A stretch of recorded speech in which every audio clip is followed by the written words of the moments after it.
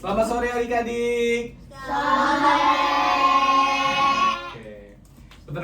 Perkenalkan, nama kakak Trias. Kali ini kakak bakal bahas stop bullying. Di sini ada nggak yang suka ngebully temennya? Siapa? Siapa Kenapa ngebully temennya? Udah ngadek papa.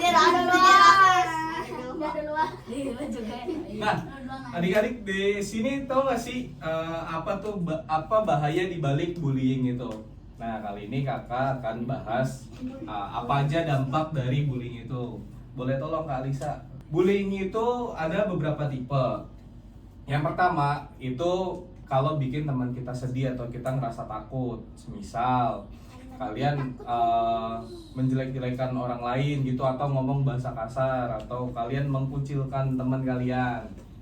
Terus yang kedua bisa juga lewat kata-kata tuh, bisa ejekan, bisa dorong-dorongan, atau misalkan nih jangan main sama dia nih, dia bau gitu misalkan. Itu nggak boleh ya teman-teman ya, adik-adik ya.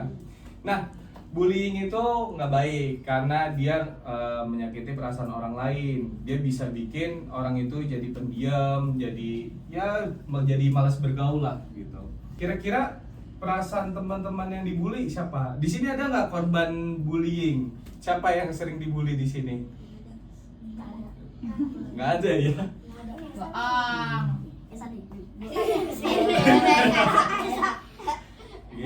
Gimana kamu, perasaan kamu kalau dibully?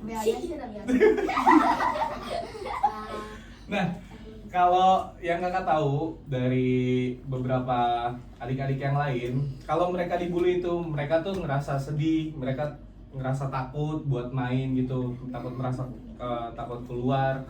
Terus juga mereka ngerasa tuh sendirian karena mereka kalau di luar itu takutnya dibully sama teman-temannya yang lain gitu. Ini ada tipe-tipe pembulian. Yang pertama ini pembulian fisik. Ini kalau misalkan kalian dipukul sama teman kalian atau didorong, dijailin secara fisik. Ini masih ada nggak yang jailnya itu narik-narik bangku temennya mau duduk ditarik tuh? Itu jangan ya, nggak boleh, itu bahaya, itu di tulang ekor nanti bisa retak gitu. Nah, selanjutnya ada verbal bullying. Verbal bullying ini kalau kita memanggil atau menjelek-jelekan orang lain atau berkata kasar. Kayak misalkan kamu dipanggil nama bapaknya sama dia tuh. Terus misalkan kamu manggil siapa nama hewan gitu, itu nggak boleh. Nah, selanjutnya ini ada social bullying. Social bullying ini kayak tadi yang kakak bilang, dia tuh kayak jangan main sama dia nih, dia bau nih, dia nggak pernah mandi, jadi dijauhin, menghasut teman-teman yang lain supaya nggak mau temenan sama dia gitu. Dan yang terakhir cyberbullying. Cyberbullying ini sebenarnya sama aja sama kayak verbal, cuma dia bentuknya lewat WhatsApp atau lewat media sosial. Kayak misalkan kalian ngetik-ngetik di Instagram, misalkan kalian ngetik di Instagram artis, nih artisnya jelek segala macam. Itu hati-hati adik-adik, itu ada kena undang-undang ITE, itu bisa dipenjara nanti. Dampak dari bullying kita bahas lagi. Kenapa sih bullying itu nggak boleh? Yang pertama kita bahas dari sisi korban dulu. Korban bisa merasa sedih atau takut. Dia jadi malas ke sekolah atau nangis diam-diam karena dia ngerasa di sekolah itu udah bukan tempat belajar lagi, bukan tempat yang nyaman buat dia. Jadi dia lebih baik alasan lah, entah sakit, entah apalah, entah apa. Nah, selanjutnya mereka merasa sendirian dan tidak percaya diri lagi. Dampak dari efek samping korban bullying ya adik-adik, itu mereka tuh ngerasa nggak pede, mereka tuh ngerasa kayak dikucilkan, dijauhin lah. Dan yang paling parah sebenarnya dari korban bullying ini, nggak sedikit kasusnya yang sampai bunuh diri. Banyak yang ya bunuh diri lah mereka karena sudah merasa udah nggak bisa diterima lagi di masyarakat. Ini kasusnya baru-baru ini ada di daerah mana ya, Jakarta kalau nggak salah ya. Nah, kalau dari segi pelaku yang suka bullying nih ya, lama-lama bikin susah punya teman. Karena mau temenan sama kalian yang tukang bully tuh nanti takut gitu loh, kayak gue nggak mau lah temenan sama dia nih, nanti gue dibully juga gitu.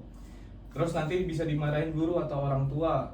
Kalian tuh yang sering bully-bully tuh pasti kan sering ditegur kan sama orang tua sama guru juga. Nah kalau terus dilakukan bisa susah belajar jadi anak yang baik. Kalian tuh nanti kedepannya bakal ya jadi mental pembuli lah gitu teman-teman. Dan satu hal yang kakak tahu, teman-teman kakak yang dulunya tukang bully, mereka suka ngejek teman-teman yang lain, suka ngata-ngatain segala macam, sekarang malah nggak jadi apa-apa gitu. Mereka nggak punya kerjaan, mereka nganggur, mereka malah jadi tukang parkir gitu. Oh, nggak boleh ya.